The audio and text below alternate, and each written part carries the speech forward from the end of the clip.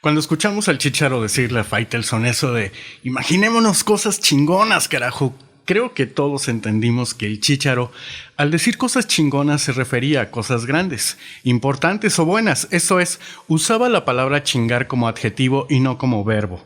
Porque cosas chingonas desde el punto de vista verbal se refiere a cosas que joden, dañan, molestan, sodomizan o destruyen. Para quienes escuchan y siguen el canal desde diferentes partes del mundo, un saludo, gracias por su preferencia y como pueden ver, la palabra chingar en México es una palabra polisémica que lo mismo significa ganar, molestar, coger o tener sexo, timar, joder o dañar, o un parámetro de cantidad cuando queremos decir mucho, pero también la usamos como una expresión de sorpresa y decimos chinga, que en este contexto es similar a un caray, en fin. Queda claro que tiene diferentes contextos de significación, por lo que es posible llegar a confundirnos y creo que eso nos está pasando a los mexicanos en este momento de la euforia futbolística o mundialista. Como dije al principio, creo que el Chícharo cuando usó la expresión cosas chingonas se refería al uso adjetival y no verbal, pero nosotros, las y los mexicanos, tomamos esta expresión desde el punto de vista verbal, o en otras palabras, nos estamos dedicando a imaginar cosas que chingan, que joden, que perjudican, dañan, lastiman o que de plano se constituyen en delitos. Ya los países organizadores de los diferentes eventos internacionales, sobre todo aquellos en los que participa la Selección Nacional de México de fútbol, tienen protocolos para tratar con nosotros porque saben que vamos a ir a sus países a hacer mamada y media. Cuando no es el que se suicida, es uno que se mea en algún monumento importante, otro que tira a un discapacitado de su silla de ruedas, o aquel que sodomiza la bandera de Alemania y cualquier cantidad de idiotas peleándose o que se pelean en las calles. Y eso sin contar que la FIFA nos tiene en la mira por nuestros cánticos homofóbicos y xenofóbicos. En suma, somos el niño problemático, el niño Ritalin o el niño déficit de atención de todo evento internacional. Pues no solo somos nosotros como pueblo, sino también nuestros políticos siempre están en la mira de la ONU, de la OCDE y de las diferentes comisiones nacionales e internacionales de los derechos humanos, y nunca por algo bueno. Vaya, eso del Saving Mexico, todos sabemos que fue un mero parapeto o un circo apologista porque los gringos andaban sobre nuestro petróleo.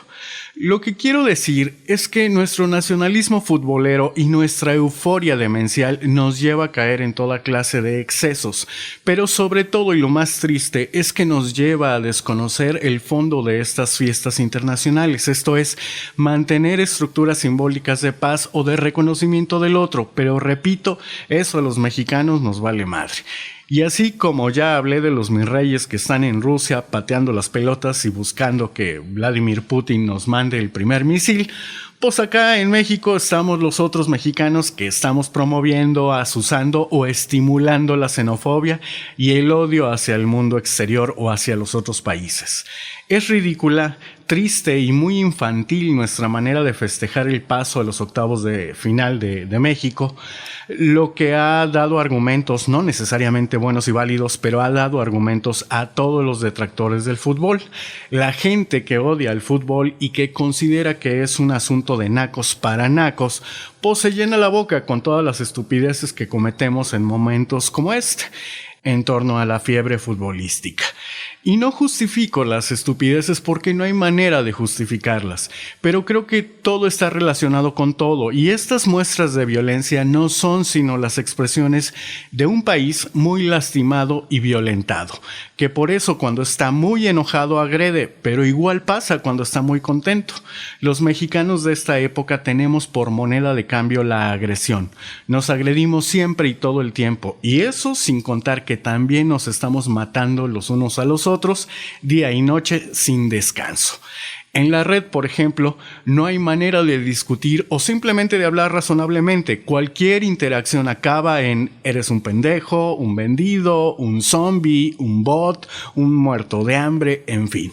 Y puedes ver estos intercambios entre personajes X o sin nombre, o puedes ver cómo le escriben una parvada de desconocidos a Humberto Eco, que es un pendejo por escribir un artículo muy preciso, pero doloroso para los usuarios de las redes.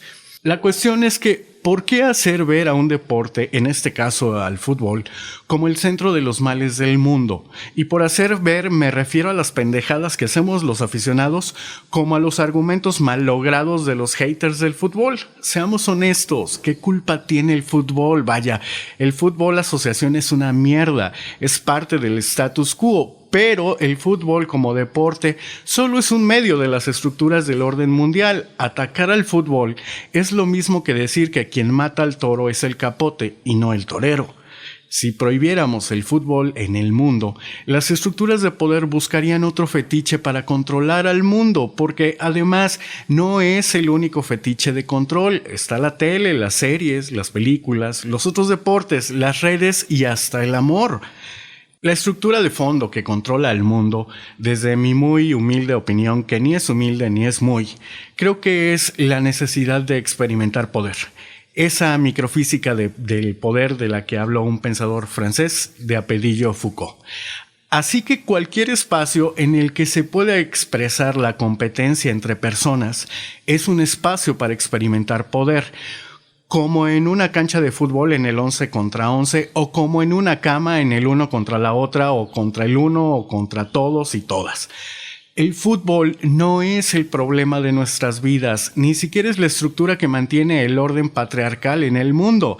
Es tan solo un fetiche y como tal, creo que no lo podemos condenar porque si lo usamos de otro modo, nos podría ayudar a pacificar regiones en un país tan violento como lo es México. Y con esto ni siquiera quiero decir que el fútbol le tiene que gustar a todo el mundo. Yo lo que defiendo es a una actividad deportiva y a una disciplina.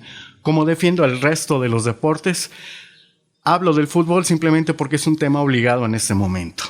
Hace un momento lo dije, el problema del fútbol es el fútbol asociación, el fútbol de la tele, de las organizaciones nacionales y transnacionales, pero el fútbol en tanto deporte es un espacio de justicia, de transparencia, de honestidad, de solidaridad, respeto, diversión, sensación de logro y no necesariamente de poder. ¿A qué me refiero? Observemos un juego entre niños en una cancha de parque y veremos que los niños e incluso los adolescentes juegan sin necesidad de árbitros y los juegos se ganan o se pierden generalmente en santa paz, sin rencores, sin esa sensación de robo o injusticia, y la razón por la que esto funciona así es porque quienes no han entrado al entorno del fútbol asociación o maduro, lo que implica a los amateurs también, no hacen trampas, no caen en la ilegalidad o la falta de ética con tal de ganar. Quien hace una falta reconoce que la hizo, no hay discusión y lo mismo pasa con otras infracciones. Si hay un gol dudoso, se repite la jugada o se tira un penal. Vaya, hay diversos métodos de transparencia y autorregulación.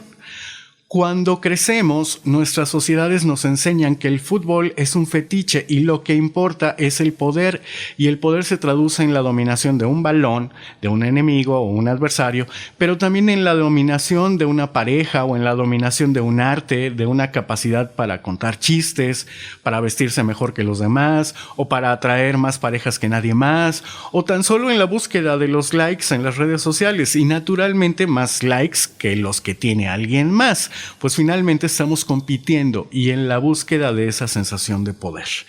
Ya para terminar, creo que es muy equivocado caer en estas lógicas de agresión a los países a los que nos enfrentamos en el fútbol, porque si bien es cierto, México es un país con muchos problemas sociales, también lo es que es un país con una riqueza humana, gastronómica y territorial, por mencionar algunas, muy visibles, comibles y experimentables. Pero ni somos mejores que nadie, ni peores que nadie.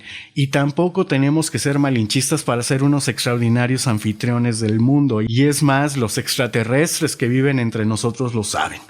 Así que no convirtamos nuestras celebraciones en fiestas de odio, ni tampoco nuestras derrotas. La selección mexicana de fútbol llegó a Rusia con una gran actitud. A mí me callaron en el hocico y lo reconocí con felicidad. No porque me guste el fútbol, sino porque me gusta saber que un compatriota puede estar bien en otro país, tanto como me gusta que un migrante lo pueda estar bien en México. La grandeza es una condición humana, no de los mexicanos, no de los alemanes, no de los coreanos. Es de todo aquel que tiene un corazón latiendo en cualquier latitud del mundo. No imaginemos, hagamos y digamos cosas chingonas, no chingantes. Gracias por escucharnos y gracias también por seguir las andanzas por la ciudad del agente Evangelino.